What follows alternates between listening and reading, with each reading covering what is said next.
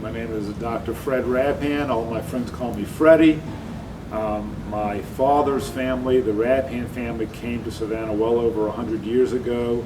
My great-grandparents are buried in Savannah, and I believe they came to Savannah mainly as a merchant, for a business, to open up a wholesale dry goods store in Savannah.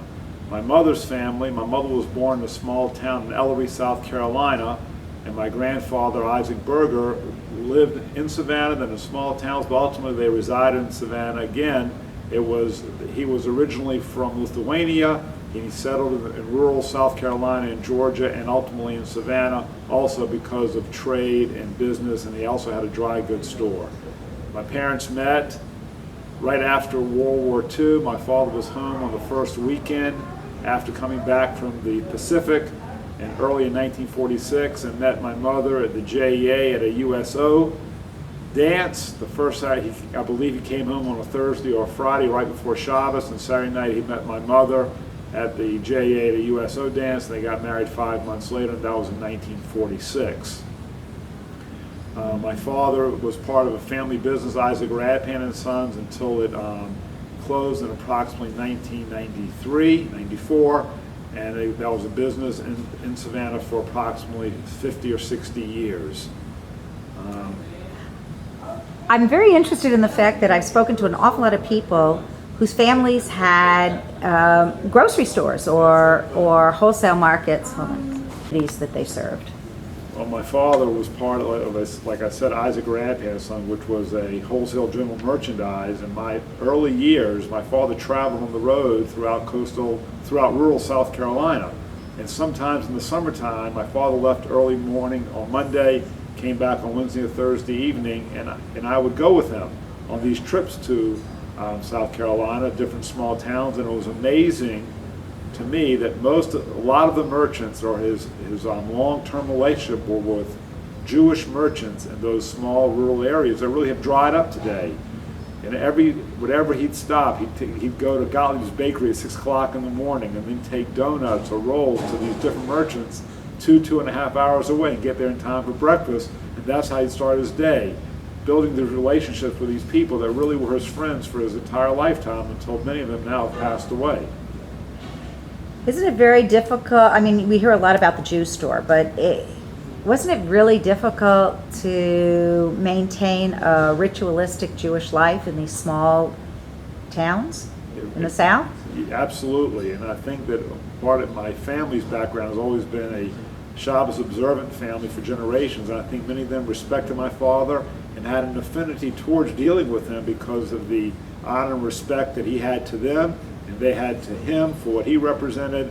And he was always a man of character who they absolutely understood, and I think that's why he was able to go to these small towns and build that type of rapport with these people. When you were on the road traveling from place to place, and we didn't have a lot of the modern conveniences like thermal, drinks and Right. and maybe a lot of the stores didn't have packaged items that were hechshered. How did you deal with the food issue when you were gone for so much of the day? Well, basically liquids and fruits and vegetables and things of that nature. Do you have any memories of members of your family who took a leadership role in organizations that were of a secular nature? Well, my father, for many years, well over 25 years, was a member of the local Democratic Party, and actually was Secretary-Treasurer of the Democratic Party during the 1970s when Mayor Sikes actually took office. He actually gave his enrollment fee, a registration fee, to my father, and at that time I believe Judge Michael Karp, who's now the Chief Judge of the Superior Court of Chatham County, was in charge of the Democratic Party, of which my father was Secretary-Treasurer in the mid-70s. What is it about being Jewish that leads people, do you think, to work towards leadership roles? I think it is incumbent upon all Jews to be responsible for one another, and therefore I think it is innate among our people to serve our communities. If you look at it, relatively few people do in fact serve our communities, but in my particular case I had wonderful examples that my parents really were the architects and the builders of our local day school education. My mother was a past president of Hebrew Women's Aid Society, which helped people in need. And my father was past president of the HGH Society, which was called Chesed Gemilas Chesed, which helped people in need, gave interest-free loans. And certainly B.B. Jacobs Synagogue, the Rabhan name has been here for generations. And my father, throughout the country, when he would go on these trips, so to speak, he always had membership cards and donations, and would always collect for the synagogue from all these rural families. So that it was certainly innate in me. As a matter of fact, when I was installed as president of Savannah Jewish Federation approximately 10 years ago, I remembered saying that as a young boy, around 15, 16 years old, I was very, very close to my paternal grandfather, Isaac Berger, who passed away when I was 9.5 years old. And I told my mother as I was going down Drayton Street one day that I was going to move back to Savannah, and hopefully God would give me the ability to make a difference with day school education, because my grandfather, Isaac Berger, in 1965, owned the northwest corner of the Savannah Civic Center, and he donated that property to the day school so that they could get money. The city condemned that property, paid the day school $8,500, and subsequently they were able to put a down payment for a principal's house with that money. So the roots in my caring, and I think they said at the time my grandfather did it because of me, and I have a picture to this day where his arms were around me when he gave that deed to the day school. So that really gave me a sense of pride and a sense of responsibility, which led me to become past president of the Federation, past president of the synagogue, and past president of day school twice. But I would like to comment, if I might, that if I had to speak about, currently I'm 56 years old, and if I had to comment about memories in Savannah, if this is part of what you're asking, I would absolutely like to comment that it may be surprising to many, but my most fondest memories of growing up in Savannah centered around going to day school, Savannah Hebrew Day School, for 10, 12 years, and being in the JA from literally 8 in the morning to 5:30 at night.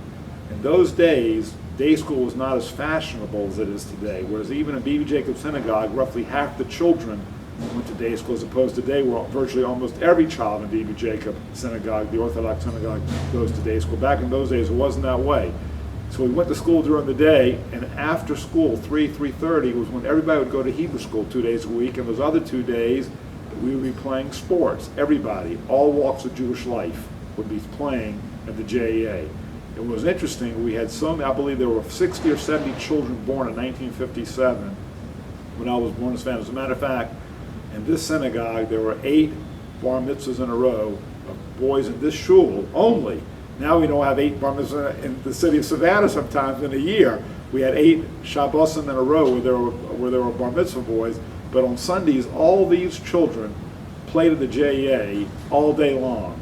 From the time 10, 11 o'clock in the morning, we had intramural basketball leagues, we had football leagues, and the all-stars from these leagues would then be selected to play on Tuesday night in the City League. And there was such a pride that you were not only representing the JEA, but you were representing the Jewish community of Savannah in those leagues.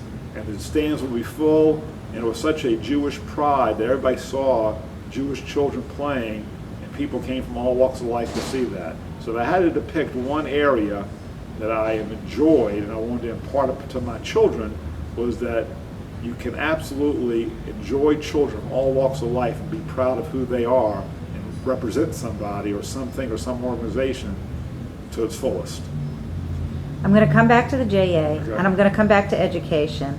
I want to ask you for that picture. If you would scan that picture of your grandfather, and Right. I would really like a copy of that with what you want to say about it. Tell me exactly where that building was. Is that building still there? No, the building is the northwest corner of the Civic Center. They knocked it down.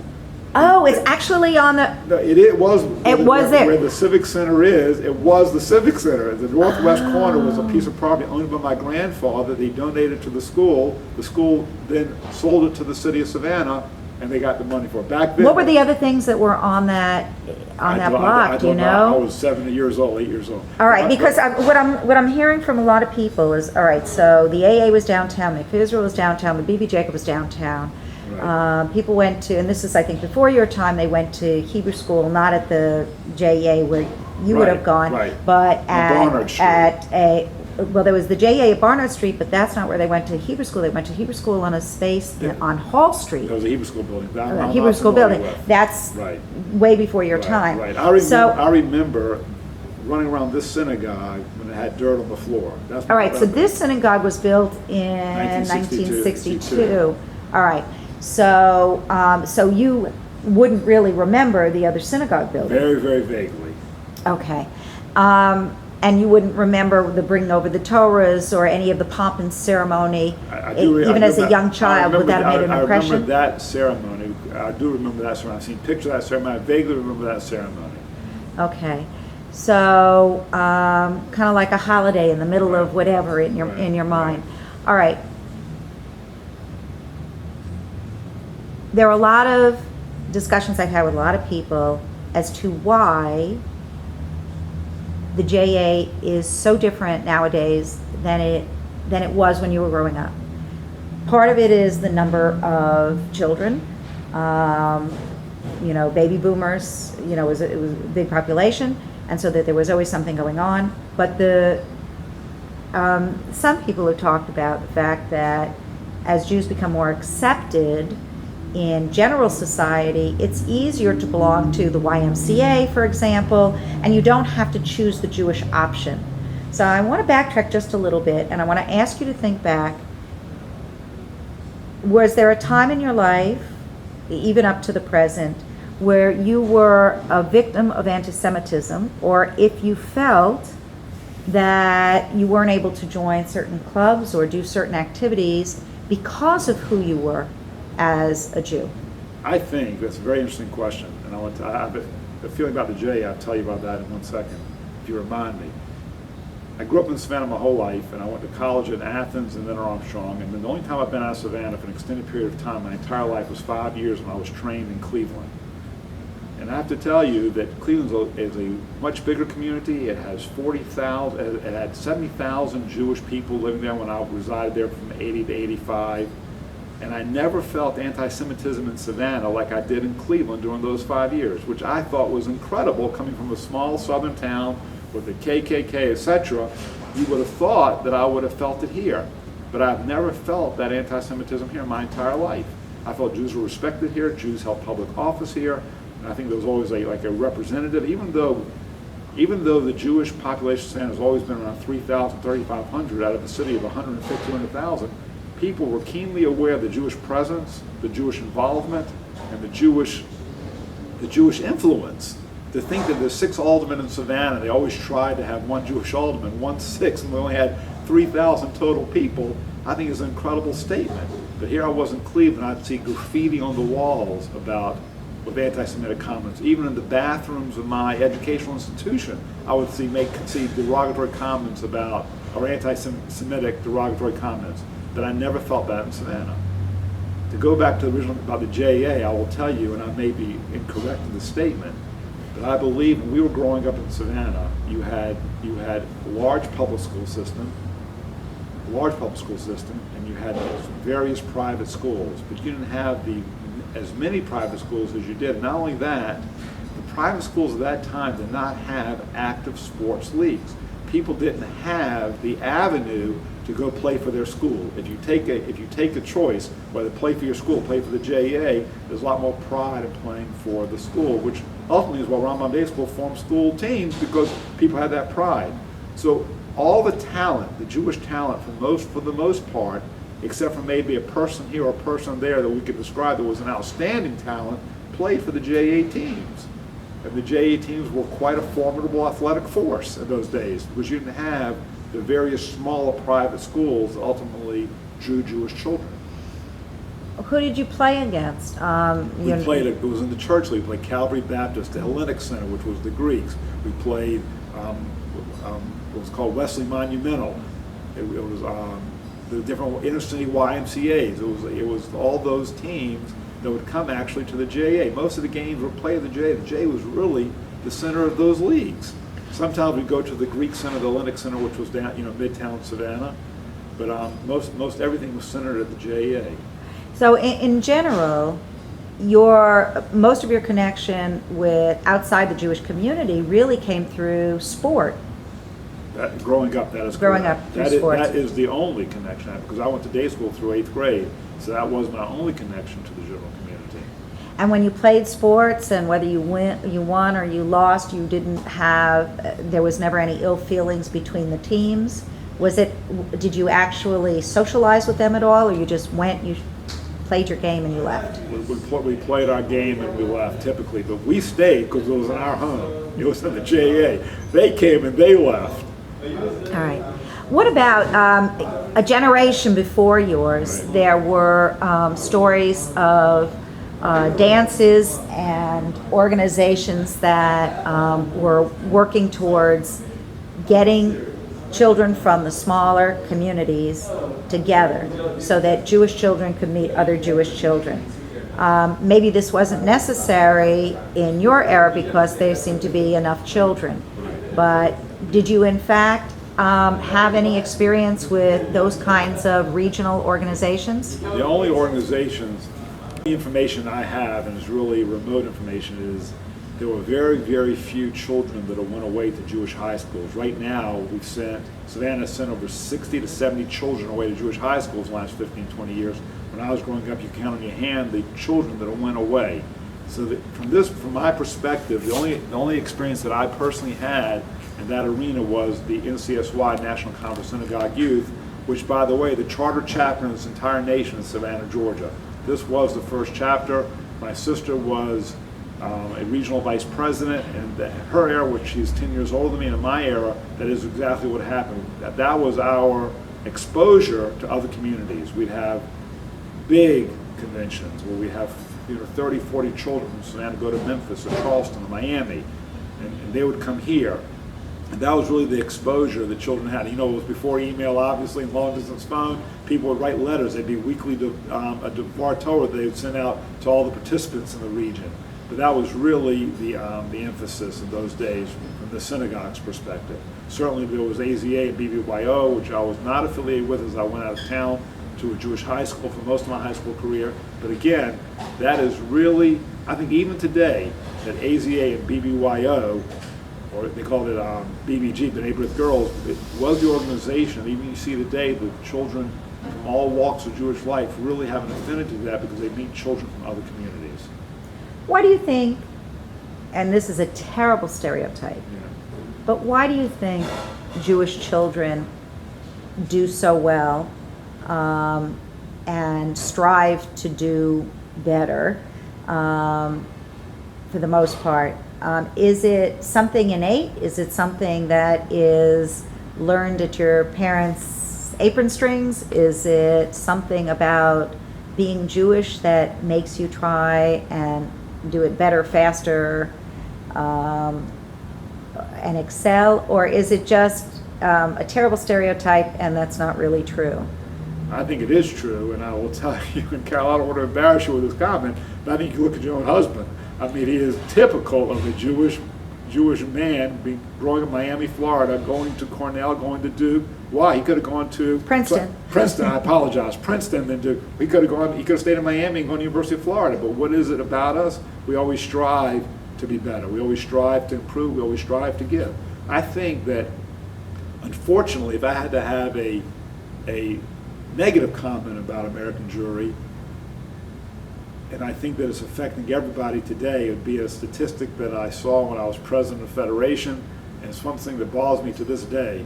And you may end up deleting it from this film, but it is incredible that the Jewish people in the mid-2000s, around 2003, 2005, there was a survey where 18% of all charity in America came from Jewish people, and 22% of all mega gifts, that was large gifts, came from Jewish people.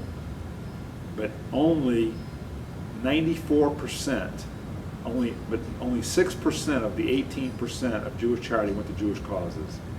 I think that if Jewish people would focus on what our previous generations did and build up our institutions and build up our people with the wealth that has been given to them, there wouldn't be a Jewish organization that would need any funds. So if I had one negative comment to make about American Jewry, about Jews striving, is everything we've, thank God, amassed in this wonderful country, we've given most of it away, 94%, to causes that not necessarily build Jewish institutions, but certainly they were humanitarian. I'm not criticizing that, but it's just that we have failed, I believe, to see what previous generations have done to build our institutions.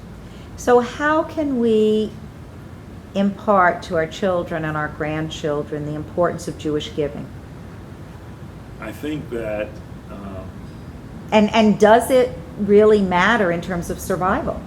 I think Jewish giving is ultimately the most important way to survive, because without Jewish giving, we won't have the institutions to educate our children, institutions for spiritual growth, our synagogues, and people are having difficult times in getting the cost of raising children. I once read a survey about a few months ago.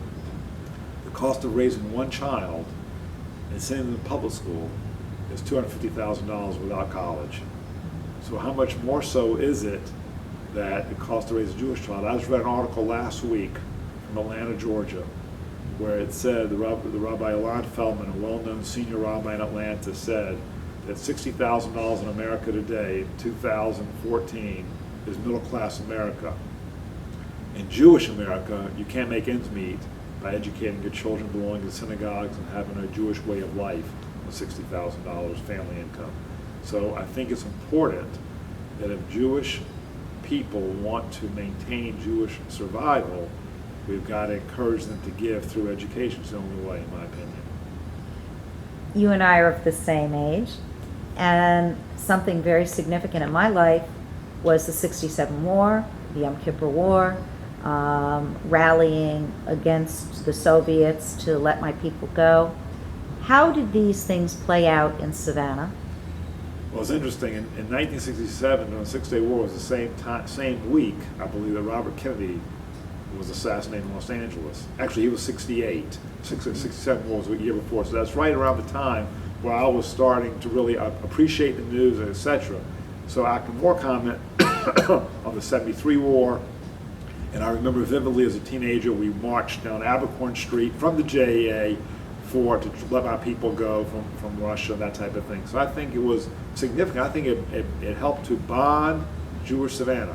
Jewish Savannah those days, in my opinion, I may be incorrect, did not have the distractions that it had today as far as people going in all different directions for different extracurricular activities.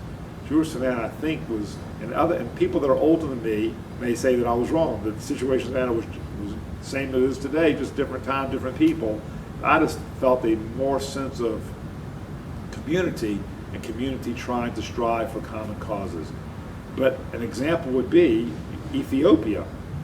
When Ethiopian Jewry we wanted to evacuate Ethiopian Jewry to Israel, the community was very much together. And I think it was the early 90s, if I'm correct, right? So I think that was another example. Besides, as we were adults and lived here as adults, I think that'd be an example. So I think there is a polarization of the community when there is a need, and the question I think that begs to be asked is how do we get the community to be polarized together when there's not a need? And that is a more difficult question. Actually, that was the next question I was going to ask you, is does it always take a crisis in order for people to feel their Judaism? I think there's a crisis in America today.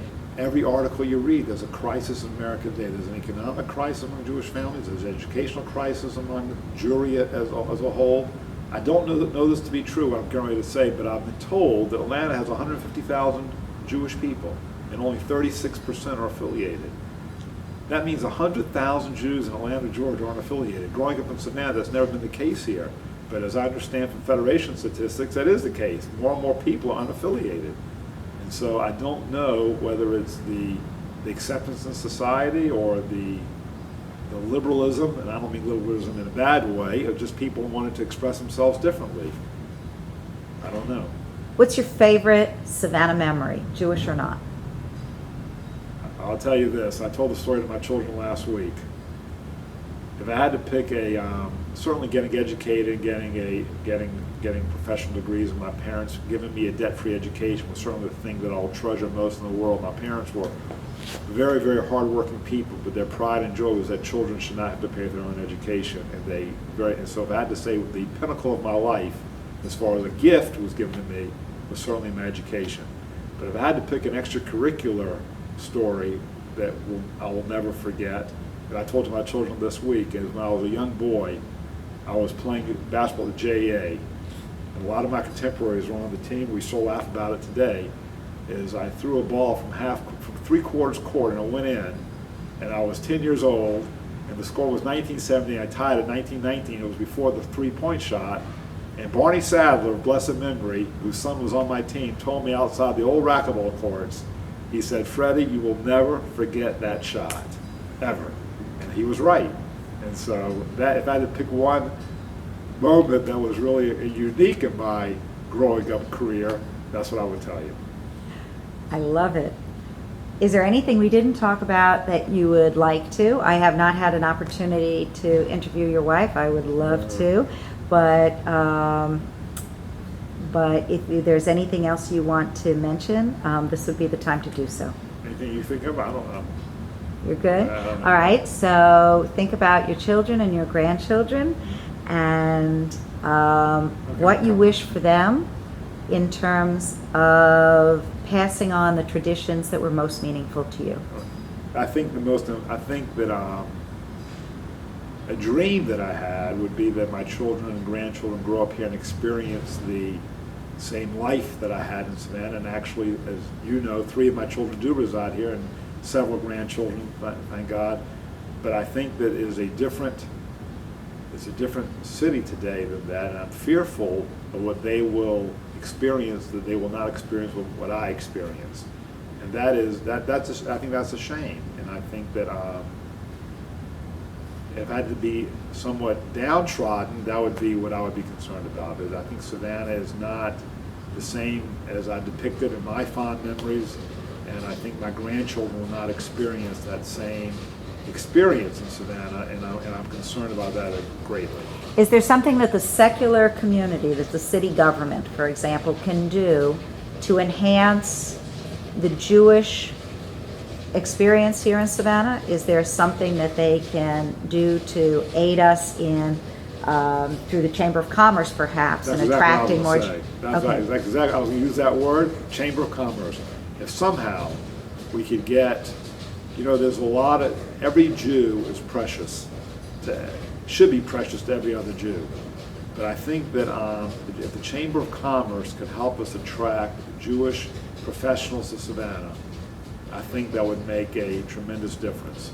I think the synagogue has tried exhaustively over the last several years. As a matter of fact, a new family moved in this week to try to get people to come to Savannah. I think there is a tremendous dichotomy today, and that is I've never remembered this particular synagogue, Bibi Jacob, ever being more vibrant in my entire life. But yet I see the community as a whole not as vibrant.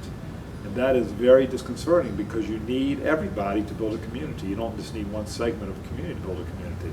And so if you look at Jewish involvement and Jewish activity, the synagogue has never been more vibrant. And that's wonderful, but it's wonderful in its own aspect. It's not wonderful from a communal aspect. Thank you. All Good right. interview.